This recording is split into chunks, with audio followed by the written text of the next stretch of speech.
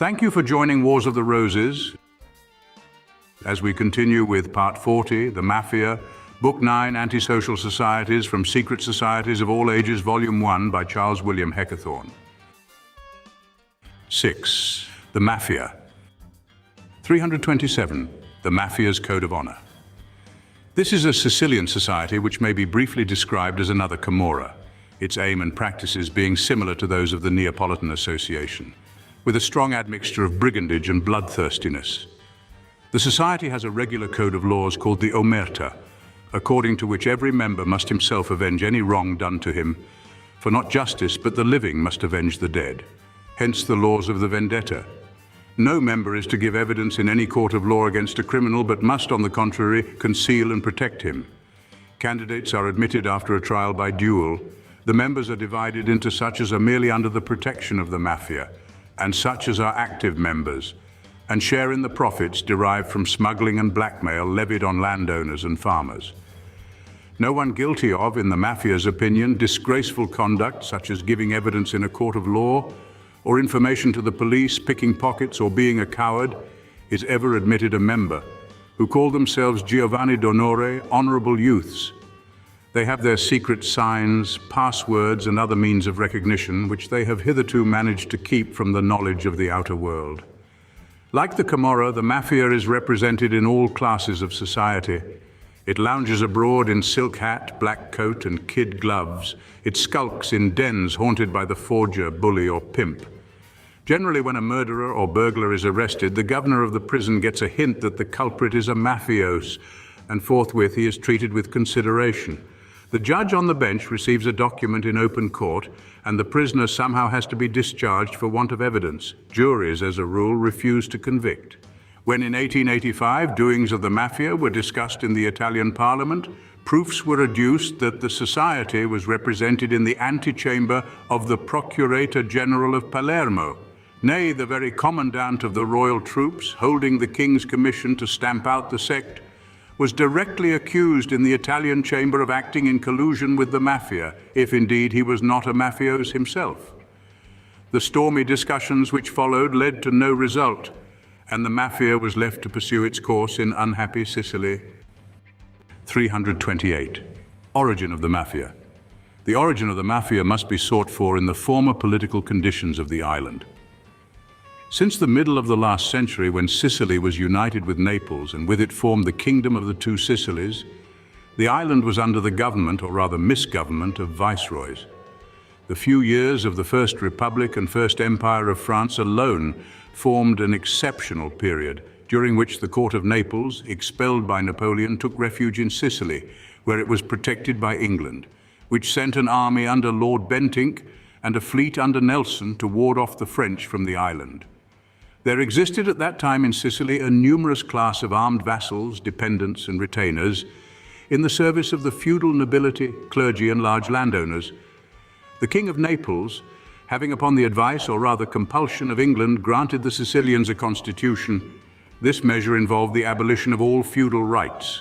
The retainers and vassals thus set free, being mostly reckless and daring fellows, nearly all turned brigands, whom the Bourbon king had no means of suppressing. He therefore, to restore a little order and security on the island, took the chiefs of these robbers into his service and organized the bandits into compagnies d'armée, or rural gendarmes, who, however, while pretending to prevent robberies and extortion, themselves committed these crimes. They grew very powerful and daily affiliated new members. The respectable inhabitants, rather than expose themselves to the risks of the vendetta, quietly submitted to the exactions of the society. The lower and uneducated classes began to look on it as a terrible power, superior to that of the government, and ended by considering it an honor, as it certainly was an advantage, to be received among its members. The causes of the continuance of the Mafia may be found in the sulfur mines of northern Sicily and in the agricultural conditions of the whole island. Tens of thousands of laborers of both sexes and of every age are employed in the mines, and their condition is one of abject poverty and unremitting dangerous toil.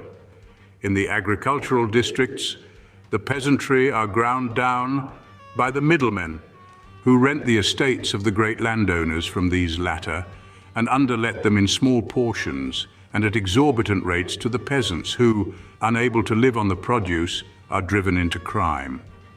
The true seat of the Mafia is the neighborhood of Palermo. No one can go a mile beyond the gates without risk of being robbed or murdered. In September 1892, about 150 of these malefactors were arrested at Catania, most of them, on being examined, proving to be old offenders. The Mano Fraterna, another secret association discovered in Sicily in 1883, was an offshoot of the Mafia, though its members repudiated the idea of being robbers and extortioners. They called themselves the instruments of universal vendetta. 329. Origin of the term Mafia. What is the meaning of the word Mafia and whence comes it? The invention is attributed to Mazzini. It certainly was unknown before 1859 or 1860, the time when that agitator made his appearance in Sicily. It is well known that he had no faith in any class of society except its very dregs, and his having formed the vagabonds and thieves who then swarmed A11 over Sicily into a secret society of his own seems well borne out by facts. The allegation is that he first formed a secret society called the Oblonica, which word was coined by Mazzini from the two Latin words obolus, a spit, and Nico I beckon, which being joined and contracted became oblonica, the word meaning I beckon with a spit. Spit being taken in the sense of dagger, as no doubt the sect understood it, we should get the sense of I beckon, or threaten with a dagger, which was the usual occupation or practice of the vagabonds enlisted by Mazzini. But within this sect, he formed an interior, more deeply initiated one, the members of which were called mafiosi from Mafia, composed of the initials of the 5 following words. Mazzini autorizza furti, incendi, avvelenamenti. Mazzini authorizes thefts, arson, poisoning. And the mafiosi were accustomed to call these crimes their pavi or bread, since it was by them they lived. 330. The Mafia in the United States. In October 1890, Mr. David Hennessy, chief of police at New Orleans, was assassinated. The subsequent legal inquiry showed the murder to have been the work of the Mafia, which had been introduced into New Orleans about 30 years ago. In May 1890, a band of Italians residing in that town surprised another band belonging to another society called the Topaghera in an ambush and riddled the entire party with bullets, killing and wounding 6 persons.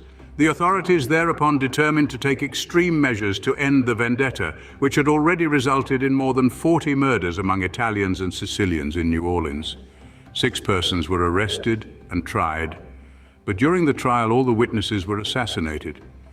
The men charged were, however, convicted, but their counsel succeeded in securing an order for a new trial, which was still pending when the chief of the police, Mr. Hennessy, was assassinated.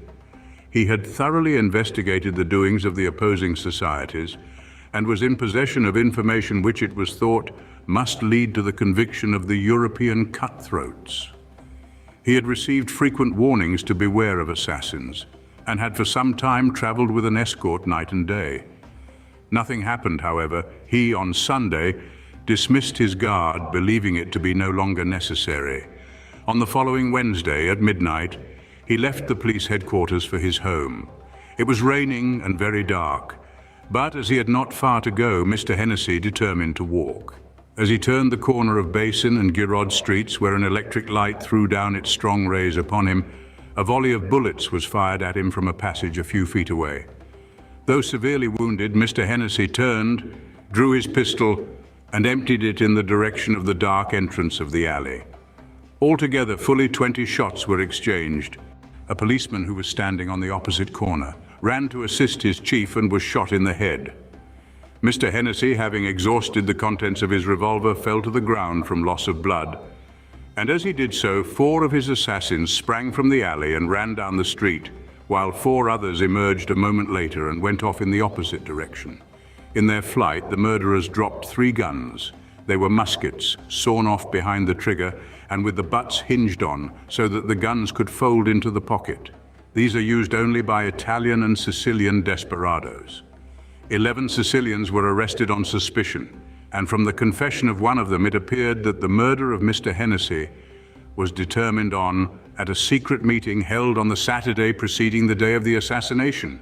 10 members were chosen by lot to do the deed. In spite of the overwhelming evidence against the accused, the jury, intimidated by threats of assassination by the countrymen of the Italians implicated, found 6 of them not guilty, giving them, as they alleged, the benefit of the doubt.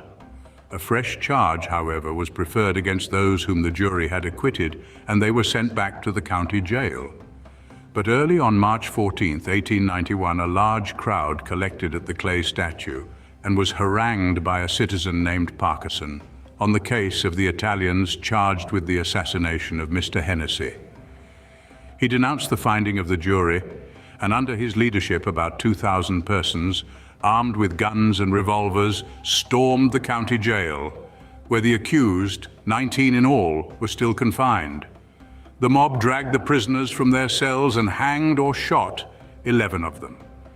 On the following day, meetings of the Stock Exchange, the Board of Trade, the Cotton Exchange, and other public bodies passed resolutions deploring but endorsing as necessary the acts of the mob which stormed the jail and lynched 11 Italian prisoners. The lynchers included some of the most prominent men in the city, and the notice calling the meeting, which culminated in the massacre of the prisoners, was signed by professional men, editors, merchants, and public officials. These occurrences led to a temporary tension between the governments of Italy and the States. But, fortunately for the two countries, the application of diplomatic oil gradually softened and finally dispersed the irritation. The Mafia has not since then dared to raise its head in New Orleans, though it may well be assumed to be still exercising its pernicious influence in secret. And that influence at one time was very great over the reputable portion of the community, who feared it much more than lawless ruffians feared the law. The majority of the Mafia Italians got their living by crime, whilst those who did follow a respectable trade got rid of competition by holding out threats of assassination to their rivals. Every time a member of the Mafia was tried for crime, one or more of the jurymen selected to try him received warning, written and sealed, from the Mafia Society, terrorizing them into a refusal to convict. Probably the trouble is not over yet, for the government action in attempting to suppress the society, on the other hand, stirs up the Italian feeling for their compatriots.